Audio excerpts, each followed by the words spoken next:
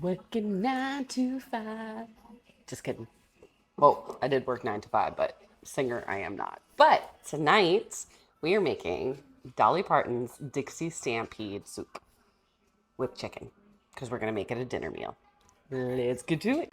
All right, so I and my family love Tennessee. Like, love it. Okay, and as a Tism family, Dollywood is amazing. So we're in South Florida. We don't usually go to Tennessee till around January time because we want to get the cold. So let's bring a little bit of Dolly home today. So what you're going to need is I'm going to use the other half of the rotisserie chicken that I had from earlier this week. We're going to need 2 cans of mixed vegetables or veg-all, whatever you prefer. I'm cheap, so mixed veggies from Aldi. Box of chicken broth, which is equal to 4 cups. 4 cups of chicken broth. We're going to use half a cup of flour because we're going to make a roux. Welcome to the roux. And then towards the end, we're going to have 2 cups of milk. And don't get scared, but 8 tablespoons of cornstarch. That's what gets that thickened, super thick soup going on. Trust the process. And a stick of butter. I forgot that part, but a stick of butter. Once we've got our big pot, we're going to go ahead and set that to medium-high heat. And I know there's a creator on here, Mother, who does no oil, no butter. We are a mother, but we're not that mother. And we want comforting, not healthy. So that whole bad boy's going in there. Let's get it melted down. Once you've got your butter melted down and you have drained your mixed vegetables, we're going to go ahead and throw those in there and get those heated up. Now, the reason we used the stick of butter, which may seem a little like, oh my goodness, that's a lot, is because we're going to be doing a roux. So a roux sometimes could be oil and flour or butter and flour. In this recipe, it's going to be butter and flour. So that's why we used the butter. Go ahead and get this heated up. Now what we're going to do is we want to smash this up and get it kind of mushy. Now if you've got one of those new fancy like meat smasher things, use that, but I don't. Just to me it's a waste of money and another thing I gotta clean. So I'm just going to take my spoon, push it up against the wall, and start smushing these down. All right, now I've mashed about half of mine because I like the texture of some of this being left whole. So now we're going to make our roux. We're going to go ahead and add in the half a cup of flour and stir that in till this whole thing pretty much becomes a paste. You'll see. Mix, mix, mix. All right, and see how it's kind of, make sure I don't have any raw flour on the sides. Okay, see how it's become like a doughy paste? Now we're going to go ahead and start adding in our chicken stock.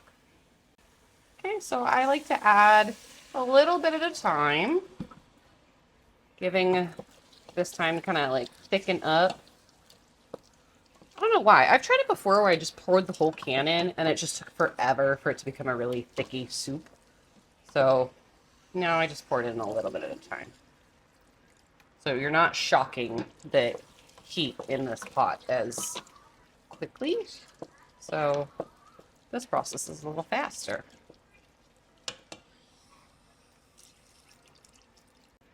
Once everyone is all happy and married in here, we're going to add in our spices. So we're going to add a little bit of salt.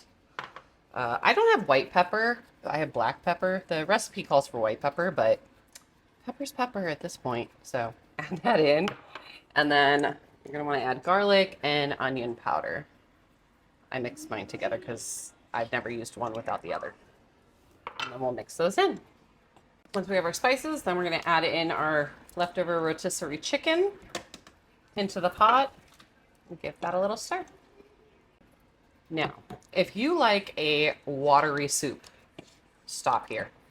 Just stop here and you've got yourself like almost like a chicken noodle soup. Okay. But we are making Dolly's soup. So this is where we're going to add in the 2 cups of milk. And don't be afraid. It sounds like a lot, but I promise it works. 8 tablespoons of cornstarch. So one, oops, that one wasn't finished. 2, sticking in there. 3, 4, 5, 6, 7, 8. So you know I'm not lying. We got all 8 in there. Shake it off my spoon. And we're going to go ahead and mix this up. Now what I like to do to avoid clumps is I'm going to take my whisk. Just kind of whisk it in there to break up all those clumps. Once you've got all your clumps gone, go back in with your spoon and then just slowly stir this around because we don't want anything baking to the bottom of our pot. And you'll see it's still really watery, but over time, give it a little bit.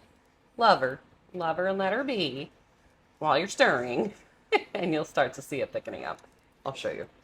All right, now when you start to feel a lot of resistance as you're stirring, you can kind of almost see it's moving as one, and we're starting to get, it looks a little watery on camera, but we're starting to get that thicker consistency. We're gonna go ahead and turn her off because as she cools, she's only gonna get thicker. Like a good thick girl. Go ahead and turn her off. Take her off of the stove and let her cool down for about 2 minutes. Now, I usually do a mid-tutorial reminder to tell you to take your meat out of the freezer for tomorrow's dinner, but this dinner was less than 10 minutes to make, so end of tutorial reminder, take your meat out of the freezer. Tomorrow, we're making my family's 90s version of pigs in a blanket. Poor man's meal. My family is obsessed with it, so it's timeless. Could you say? Yeah. All right. Here's your reminder. Now, as we plate this up here tonight, as we like to say here on this channel, Mama, I've had a long, hard day. And if no one has told you, you have done enough for tonight. Good night.